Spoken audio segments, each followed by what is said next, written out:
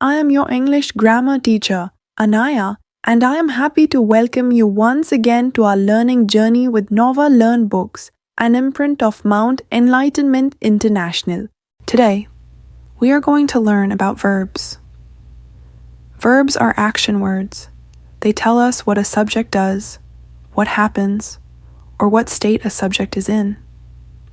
In this chapter, we will learn about different kinds of verbs, subject-verb agreement, finite and non-finite verbs, and how verbs change according to tense, number, and person.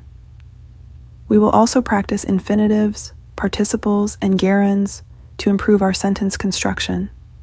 What are hobbies write any four hobbies क्या होती हैं और कोई चार लिखिए verbs verbs are words that express an action and tell us what as person a person as की जगह a आएगा और थिंग इज डज और हैज कि जो वर्ब होते हैं वो हमें बताते हैं कि कोई पर्सन थिंग क्या है मतलब स्टेट क्या है डज क्या करते हैं और हैज़ क्या उनके पास है person thing every sentence must have a verb कोई भी सेंटेंस हो वो सेंटेंस जब ही माना जाता है जब उसमें वर्ब होता है कंप्लीट सेंटेंस जब ही माना जाता है Ritu is a good singer state को डिस्क्राइब किया है इज वर्ड ने कि क्या कंडीशन है Ritu sings a song Ritu गाना गाती है क्या कर रही है रितु उसको डिस्क्राइब किया है सिंग्स वर्ड ने Ritu has a beautiful voice Ritu की आवाज़ बहुत ब्यूटीफुल है हैज़ यह है कि रितु क्या पॉजेस करती है रितु के पास क्या है इज सिंग्स हैज़ ये तीनों ही वर्ड्स जो हैं वर्ब हैं और इज और हैज़ हेल्पिंग वर्ब है एक्सिलरी वर्ब भी कहा जाता है इनको और सिंग्स एक्शन वर्ब है जिसमें किसी कार्य का करना या होना पाया जाता है fill in the blanks with correct forms of verb in given the books correct form fill कीजिए इन ब्लैंक्स में complete the sentence with suitable forms of the verb with suitable form the box box से correct verb fill कीजिए replace the underline words with a verb from the box and rewrite the sentence जो underline word हैं उनको replace कीजिए और sentence को rewrite कीजिए जैसे फर्स्ट की यदि बात करें तो father gave support to me इसकी जगह आएगा फादर एनकरेज्ड मी इस तरह से subject verb agreement subject verb agreement का मतलब यह है कि सेंटेंस में जो सब्जेक्ट है और सेंटेंस की जो वर्ब है जो कि वर्ब सेंटेंस का एक जरूरी पार्ट होता है तो वर्ब होनी चाहिए तो वो दोनों को आपस में एग्रीमेंट हो मतलब यदि सब्जेक्ट सिंगुलर है तो वर्ब भी सिंगुलर हो सब्जेक्ट प्लूरल है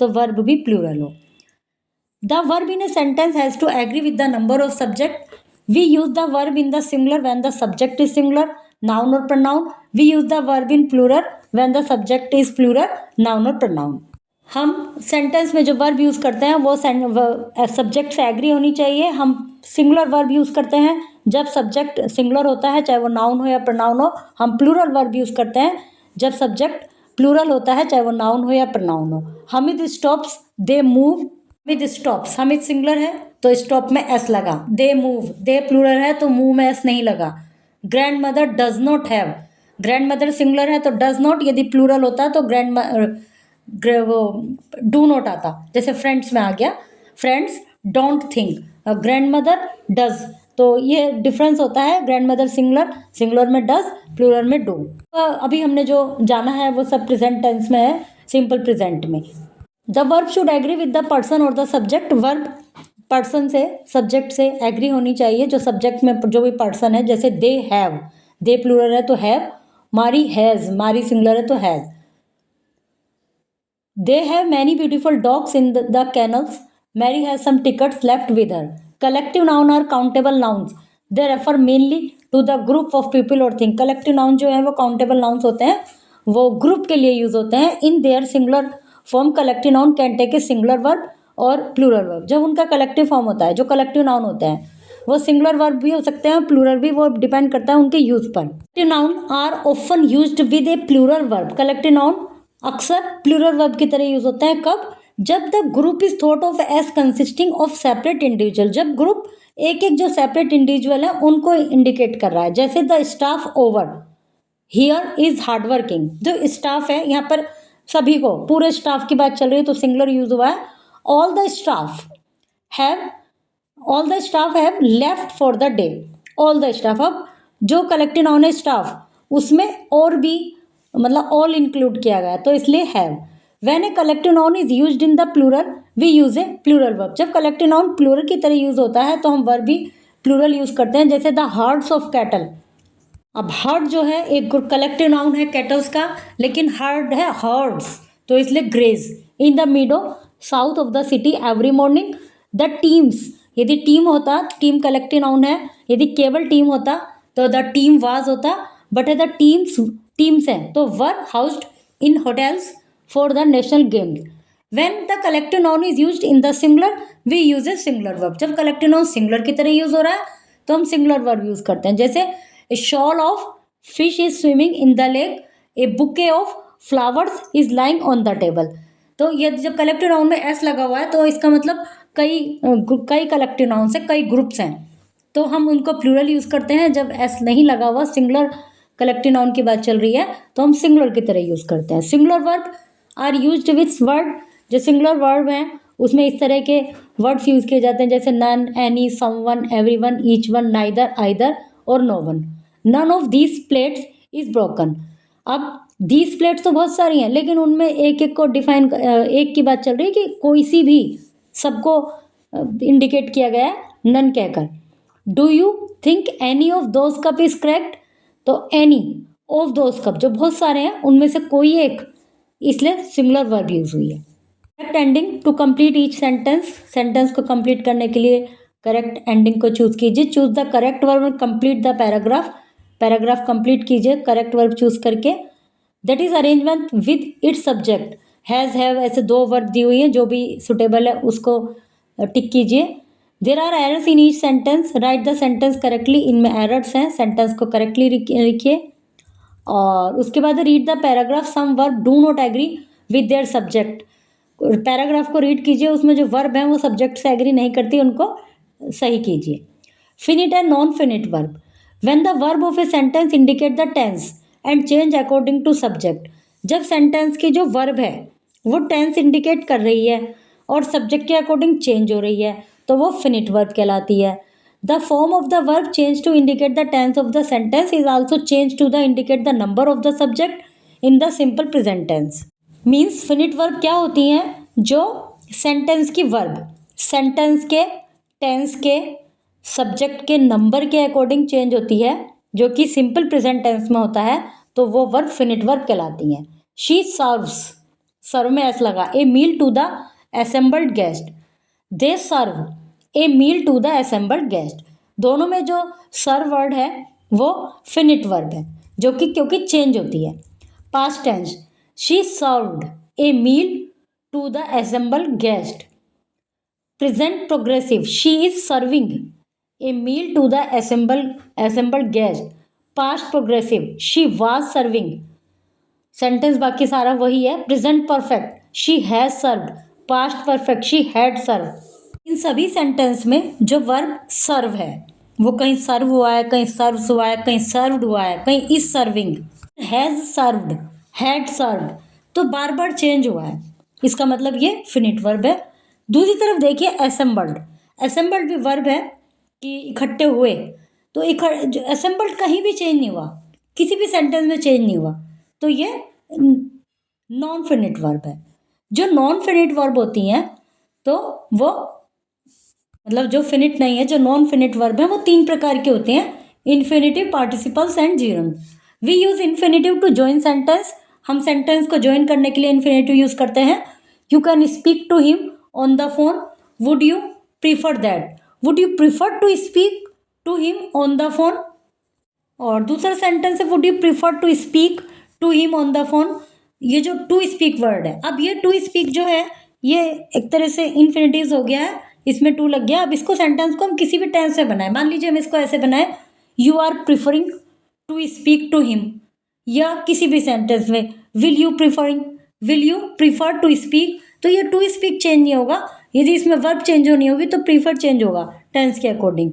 तो ये जो टू स्पीक है इन्फिनेटिव है। इन्फिनेटिव दो प्रकार के होते हैं, द बेयर इन्फिनेटिव जिनमें कि टू नहीं होता, और एंड द टू इन्फिनेटिव। दूसरा है टू इन्फिनेटिव जिसमें टू होता है। The bare infinitive of a verb consist of the infinitive without the word to. जो बेयर इन्फिनेटिव होते हैं उसमें टू नहीं होता, जैसे let him decide he must play, तो ये जो डिसाइड है और प्ले दोनों में ही टू नहीं लगा हुआ. We use the bare infinitive after modals. Modals के बाद will, shall, would, could, can, may, might, must, should, need not. अब इसमें यदि जो बेयर इन्फिनेटिव है, यदि वो बेयर इन्फिनेटिव है, उसमें टू नहीं लग रहा, तब भी वो इन्फिनेटिव है, क्योंकि ये मॉडल्स जो हैं विल, शैल, वुड, यदि हमें इस सेंटेंस में हमें कुछ चेंज करना होगा तो क्या होगा कि हम विल, शैल, विल, वुड इनको चेंज करेंगे, मॉडल्स को चेंज करेंगे, और जो इनके बाद वर्ब आएगी जो कि हमने बोला है कि बेयर इन्फिनेटिव है, विदाउट टू है, उसको चेंज करने की हमें आवश्यकता नहीं पड़ेगी. I can't agree with her on this, though I would like to help her. You must finish your work before you go out, but you don't have to rush into it. After certain verbs, कुछ verb ऐसी हैं जैसे such as, hear, see, make and let. तो इनको sentence में देखिए. I saw him read the article and I heard him laugh to himself. I cannot make you take this medicine, but you must have it. I cannot let you go to bed on an empty stomach. अब इनमें to नहीं लग रहा, तब भी ये तीनों ही verb read, take, गो ये इन्फिनेटिव है, क्योंकि यदि हमें इसमें टेंस चेंज करना होगा तो हम सा को चेंज करेंगे, सेकंड सेंटेंस में कैन नॉट को चेंज करेंगे, थर्ड में भी कांट को चेंज करेंगे. When we use the verb with to, it is called the to infinitive. जब हम वर्ब को टू के साथ यूज करते हैं तो ये टू इन्फिनेटिव कहलाती है. We asked him to decide the matter. He offered to help out. तो जो to decide है, to help है, ये दोनों टू इन्फिनेटिव हैं, और इनमें यदि वर्ब चेंज होगी, टेंस चेंज होगा, तो ये दोनों चेंज नहीं होंगे. asked और offer चेंज होगा. The to infinitive generally function as a noun or a complement in the sentence. जो टू इन्फिनेटिव है ये नाउन का भी फंक्शन करते हैं सेंटेंस में और कॉम्प्लीमेंट का भी. To operate the is machine, to operate this machine, insert a coin in the slot. To operate this machine इस तरह से आएगा, ये द इज नहीं आएगा. और touch the screen anywhere to activate the program is used after verbs like hope, want, agree and able. We were not able to help them. We agreed to help them. तो ये to infinitive कहाँ का use किया जाता है? want, agree इन verb के साथ और able के साथ. ऊपर हमने देखा है कि कॉम्प्लीमेंट और नाउन का कार्य किया. फिर है ये to infinitive is used after noun और एडजेक्टिव. नाउन और एडजेक्टिव के बाद यूज किया जाता है, जैसे the management asked the principal to decide. It was difficult to decide on the man of the match. फिर पार्टिसिपल, ये तो हो गया इन्फिनेटिव. इन्फिनेटिव दो प्रकार के थे, bare infinitive, to infinitive. Bare infinitive का काम तो करती है वर्ब, बट उसमें टू नहीं होता. और टू इन्फिनेटिव जहाँ जहाँ यूज़ किया जाता है ये हमने भी पढ़ा. अब हम देखेंगे participle. A participle is a verb that is used as an adjective. Participle वो वर्ब है जो कि एडजेक्टिव की तरह यूज़ होती है और most often ends in ING और ईडी. मतलब या तो आईएनजी में एंड होती है या ईडी में ऐड होती है. जो आईएनजी में एंड होती है वो प्रेजेंट पार्टिसिपल, और जो ईडी में ऐड होती है वो पास्ट पार्टिसिपल. ये जो इट एक्सप्रेसेस द एक्शन और स्टेट ऑफ बीइंग, ये इस एक्शन को, स्टेट ऑफ बीइंग को एक्सप्रेस करती हैं. However since the function as adjective they can occur before और आफ्टर ए नाउन और at the beginning of a phrase. वे नाउन के पहले या बाद में भी यूज हो सकती हैं और फ्रेज के शुरू में भी. जैसे the smiling baby caught my finger, tickled by the clown and ticks the children laugh loudly, removing his shirt Jack rush to the sea. There are two types of participle, present participle and past participle. Present participle and we in ING, जैसे कि ये removing था, smiling था. He left taking the book with him, तो ये present participle हो गया ING वाले. पास्ट पार्टिसिपल इज एंड, जो पास्ट पार्टिसिपल है वो ED, EN, DT, N, in, asked, eaten, saved, dealt, seen, ये सब. Driven by the boy passions for the game, the coach included him in the game. Boy के passion से driven होके, मतलब उससे मोटिवेट होकर या उसके कारण, ये कह सकते हैं कि कोच ने उसको इंक्लूड किया. जो ड्राइवन है ये पास्ट पार्टिसिपल है. Alarm by the site of the crowd the driver turn the car around, alarmed past participle है। अब इन्फिनेटिव हो गए, पार्टिसिपल्स हो गए, अब है जीरंड। इस gerund is a verb that ends in ING. Gerund भी प्रेजेंट पार्टिसिपल की तरह आईएनजी की में एंड होता है and function as a noun. ये एक नाउन का फंक्शन करता है। इट एक्सप्रेस एन एक्शन और स्टेट ऑफ बीइंग। ये किसी एक्शन और स्टेट को एक्सप्रेस करता है। However since a gerund function as a noun, noun की तरह कार्य करता है, it occupies the same position in a sentence that a noun ordinary would. तो ये सेंटेंस में वही पोजीशन रखता है जो कि एक ऑर्डिनरी नाउन रखता है, क्योंकि नाउन का कार्य करता है। तो वुड सब्जेक्ट, ऑब्जेक्ट और आफ्टर ए प्रीपोजिशन, या तो सब्जेक्ट होता है या ऑब्जेक्ट होता है। सेंटेंस में नाउन या तो सब्जेक्ट होंगे या ऑब्जेक्ट होंगे।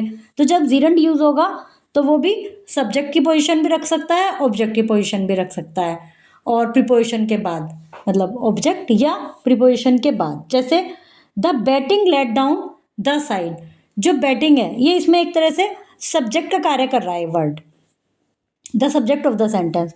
The side is known for its fantastic bowling, bowling object का कार्य कर रहा है।